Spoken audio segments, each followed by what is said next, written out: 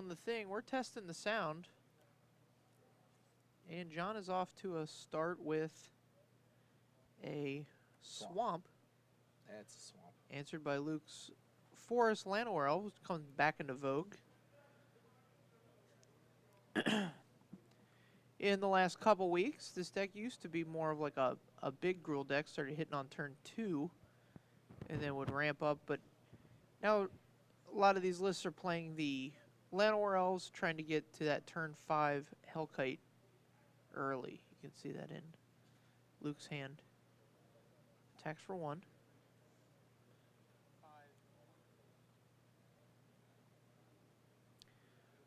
I'm just pulling up the stream on my phone. Give me a little audio from your end there, JD. Hey. Let's see if it loads up. So we're testing things out. So if it's just me and you that can't hear, it's fine. Well, no, it's coming through. You know, this is just streamed off, the internet. Yeah, I'm saying if it's just you and I that can't hear it, that's fine. As long as it's good on the stream. Okay, yeah. So we're playing through on the internet. You guys can hear us. That's excellent. Spyglass reveals... Spyglass. The Immortal Sun, Hellkite. Immortal Sun's really what puts this deck over the top. In the metagame. I don't think it's going to do a whole lot here. Right, here... I also think that in the long run, these lists will not have the Immortal Sun in them in the main. It'll move to the sideboard. Okay. And because people are just going to start to have answers for it, you obviously can't play a deck that is shut down by one card in the metagame. Right? Yeah, I mean, people already have answers for it. Right. They just have to draw their answers before you run them over. Noted. Spellbreaker was added. How was that guy for you when you played? Spellbreaker is a fantastic Magic the Gathering card. It often requires 2 cards from your opponent to answer, so it's a really great source of card advantage. Mm-hmm. The room we played in this weekend was full of mono red, and so that was a big matchup I played a ton of. I know I played 3 mono red decks. You played more than that. But Spellbreaker is a really important card in that matchup because it requires them to play 2 main phase removal spells. Oh, we're casting down elves. So John's hope is that he can keep these larger cards off the board, but I think this 5 damage a turn is going to run him over before that. Yeah, absolutely. Bought himself a turn at the cost of a card and 5 life, so that's good.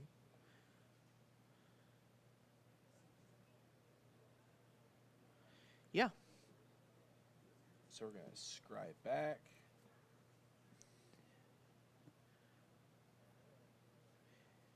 Transmogrifying Wand in hand.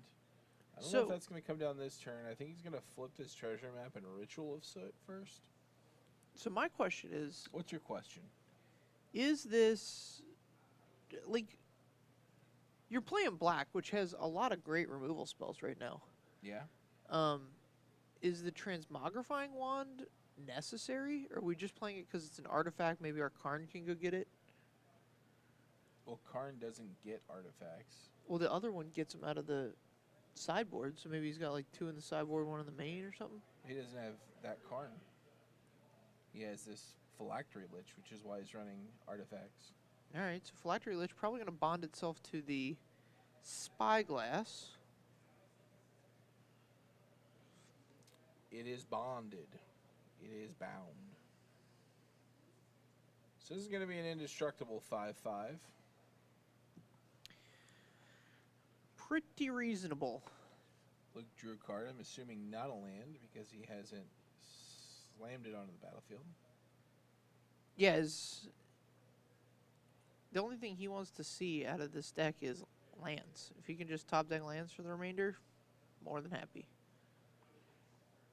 All right, here's the attack. He's going to fake that this is a lightning helix. I guess it doesn't matter if it's a lightning helix. The guy's indestructible. So puts John to 6, which puts the Hellkite plus a burn spell. So if this is a shock or a lightning helix or a lightning strike in hand, you can fire to John at end of turn, and that makes a Hellkite or it makes any land lethal with hasty Hellkite. Obviously, if John doesn't have a response. I'd cast Ritual of Soot. I'd attack. I don't know that you need the Ritual of Soot anymore.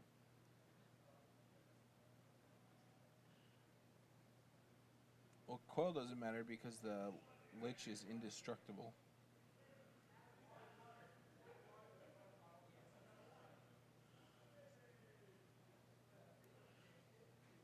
There we go. Count him up, baby.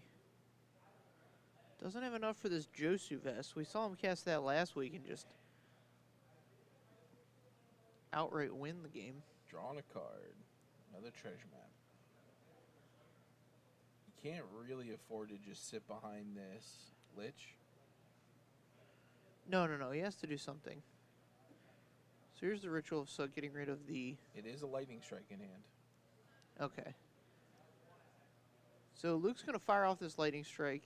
This leaves him able to draw a land to win the game. Or a lightning strike. Haste, game.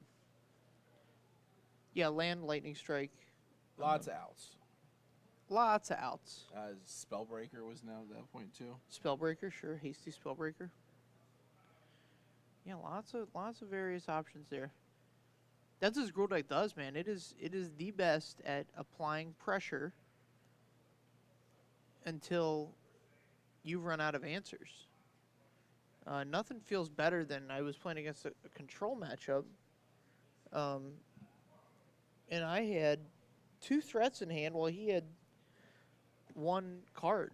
I mean, it was an unknown, but he was like waiting on his search for his Kanto to flip, and I was just like, man, you don't got time for that. I got pressure.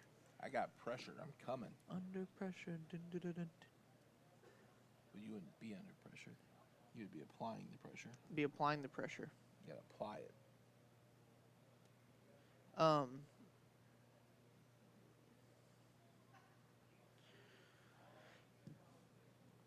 So you want to face this Gruul deck with your deck of choice, right? Yeah, absolutely. So we just don't get to interact with each other, and I goldfish like 2 turns faster. Sure.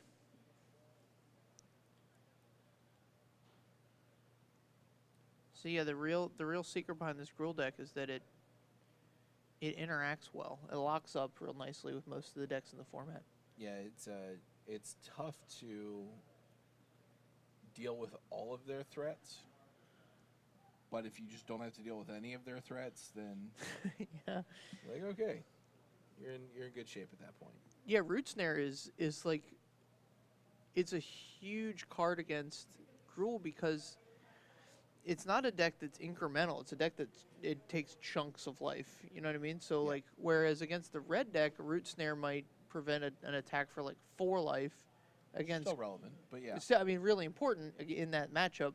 But against Gruul, a Root Snare is like protecting you from like 8 damage, 12 damage. There were 2 turns in a row. I played against Gruul once this weekend where my opponent attacked with a turn 3 5/5 Hellkite, and then next turn attacked with 2 5/5 Hellkites. So I was down to reasonable, like 3 life because he also had Llanowar Elf or something like that. And then the next 2 turns, that like 13 damage got Root Snared. Yeah. And then those were the last turns that he got to take.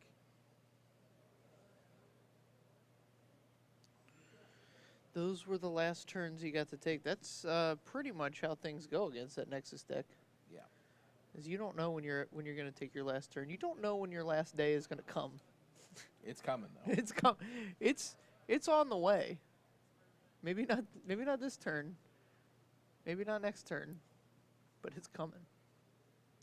Yeah, I'm probably going to switch it up a little bit. I think I'm going to move into just the Simic version, which I don't know how I beat the Gruul deck with the Simic version, but we'll find out.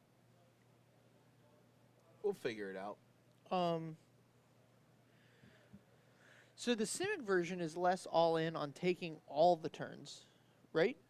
It just wants to take some extra turns so that it can deal extra points of damage with its gigantic creatures it gets to cast. That's Yeah. how I understand it? Yeah, just cast Nissa and then untap with Nissa. That's the operative turn that I'm worried about, is the untapping with Nissa turn. Okay. But we'll find out if that's at all feasible. Yeah, so I think what's going to happen to this Gruul deck is people probably going to start playing the Explore package more, and you're going to have to slot in more Lightning Strikes and maybe even additional main deck Lava Coils. Do you even care about the Explore package? I would, like, if assuming the Explore package means my opponent starts at like 40, Yeah. I'd care quite a deal about that.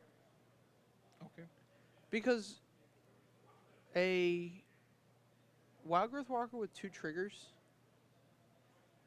is blocks 100% of my ground guys, so I'm down to Phoenixes and Hellkites to get through. Yeah, but that's still a lot. Yeah. Thematic Compass, here we go. Big fan of this boy.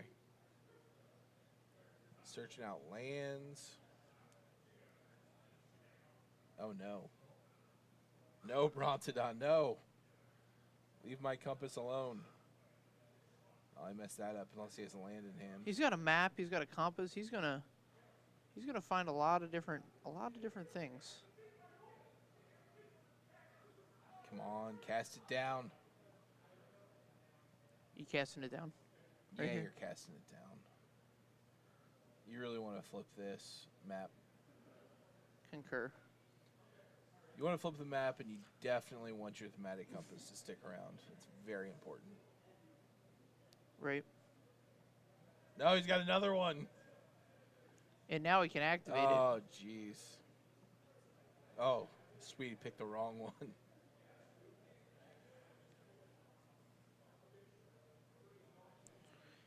He picked the wrong one. Oh, I guess flipping the compass is also pretty good. It turns into a Mazavith, so it's able to handle an attacker. And Plus, he's going to be able to search for like 3 to 4 swamps, depending on how this plays out. And, I mean, that's 3 or 4 cards. yeah, Unlike this treasure map, which you have to you're only allowed to draw the 3 cards because it only makes the 3 treasures. right. You You've get- gotten 3 scries out of it, so what's a scry worth? About a Half a card? third of a card, depending on what you're scrying. You're worth a third of a card. If you're scrying to the top, it's not worth nothing. It's, it's not worth the ink that's printing the word. No, but you scry to the bottom, it's practically a card. Don't play that land. Oh, Why wasn't he play the land? Oh, you're a fan of like leaving these lands back so that you can keep searching them up? So it's the 7th one that flips it. Okay. Oh, he's got the ritual set. Okay, I wanted to search first to not like tip my hand that I drew a land. Mm. These are just thematic compass things. Spires of Erazka. That's the flipped thematic compass. Yeah, the old Spires deck. All right, here's the 7th land without the effort. No value. What a mistake. Would you go get it here before you flip that bad boy? Or having it let's- untapped is pretty important because he's facing down this Hellkite. You got a transmogrifying wand.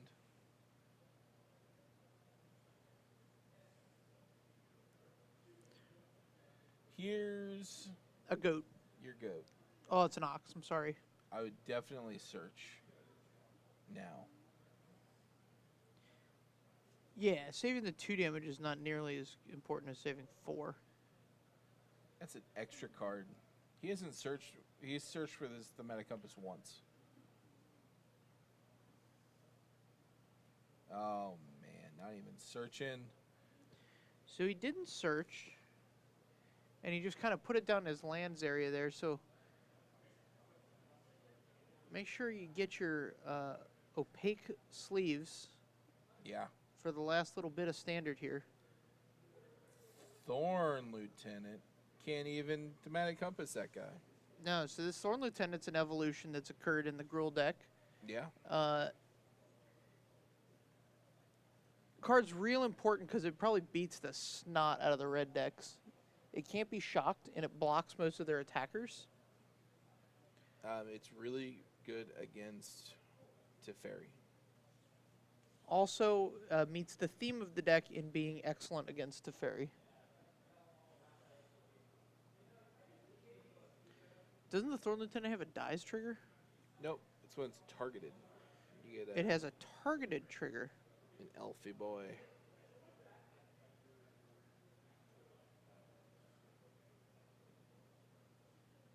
Boom.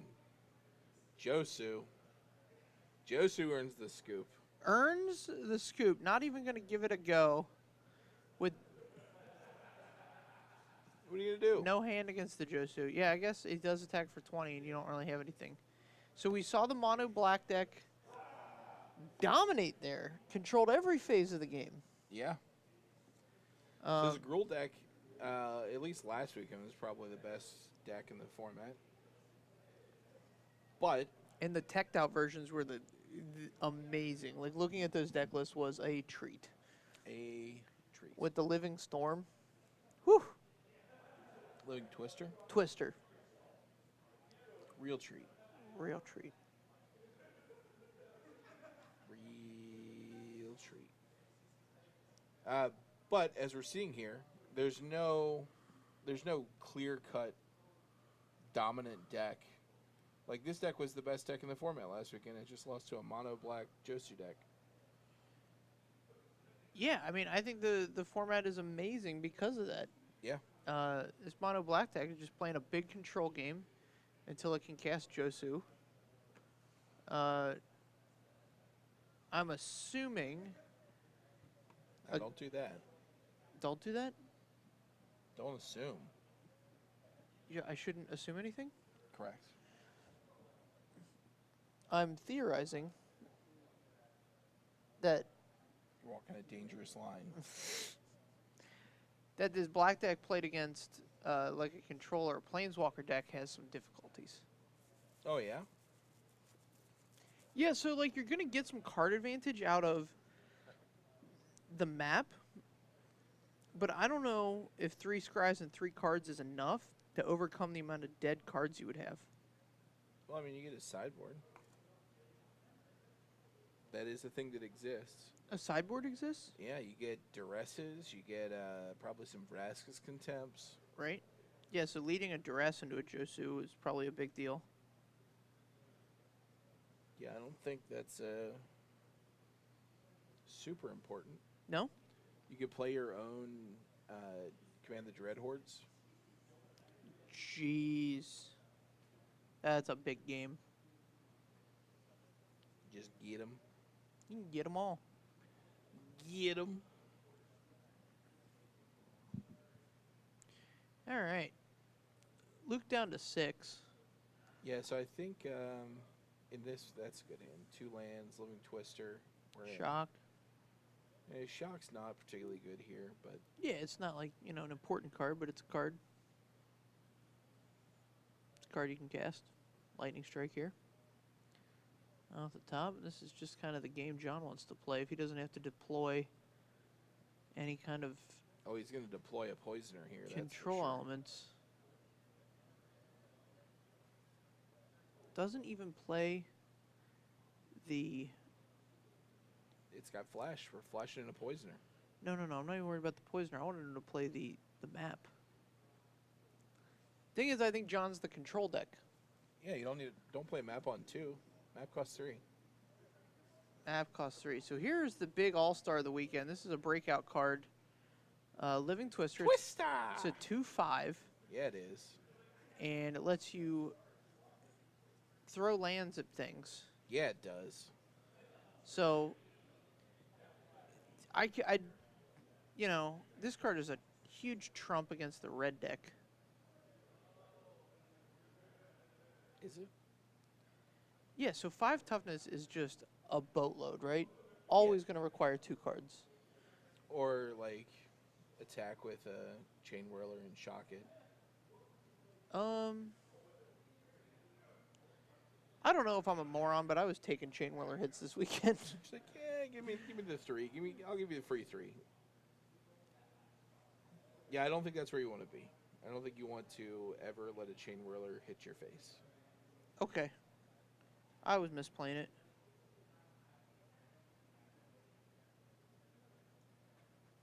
All right. 1 counter on this treasure map. We've got a couple poisoners. It looks like we're going to soot here. Get a good ritual going. Nope. I think the scry's important, and I don't think your 18 life is really in danger. All right. Okay, so he's read him for no action to the board. And what he's missing here is that John's got action to the board. He's just waiting for this ritual soot to clean up the world first. 5. Hellkite. Oh, it's a big one. So on the Spellbreakers, the Riot is a legitimate choice. Like, you have to think about choices. Most of the time, you put the counter on. I would say 80% of the time it's the right play. Okay. On the Hellkite, it's very much more 50-50. You've invested a lot of mana. There's a Poisoner to block over here. And then doesn't the Poisoner have a dives trigger on it? No, it just says Death Touch. Oh, just a little death touchy boy, little Pit Viper. Yeah, you just gotta Viper the pit a little bit. I think that's the card I'm trying to think of. Ambush Viper. Ambush Viper.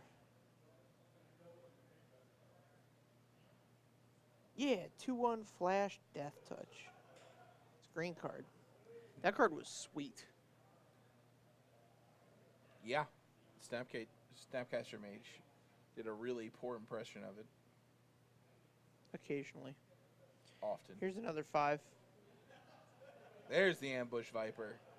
Look at those big old teefers. Humph. It'll get you. Are we really putting a counter on this thing? What in the world?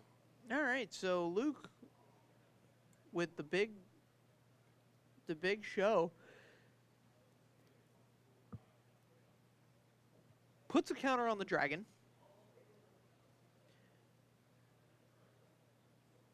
You play this deck. Why did you do that? So I would never put the counter on the dragon. I always would get the 4 damage in at least. The only time I wanted to put the counter on was when I felt that I could activate the ability in like, I didn't have anything else to do but activate the ability, and I knew I was going to get to attack. So if those 2 conditions were met, like if I knew they didn't have a removal, like they had to draw a removal spell, and I was going to get to activate the ability on the next turn, that's when I put the counter on. But there's no... Like, if you're just shocking him... Yeah. Then over 2 turns, just attacking with a dragon with haste is much better. Sure. And it gets around removal, like John has of Vraska's Contempt. So dragon dead. Yeah. Basically just a 6-point life swing. Right. Yeah, not a huge fan of it there. Josuvest is going to come down and end this game for John. It's going to be a big deal. 6, Agreed. 7, 8, 9, 10. There's 11 mana, so he gets to leave the 1 treasure behind.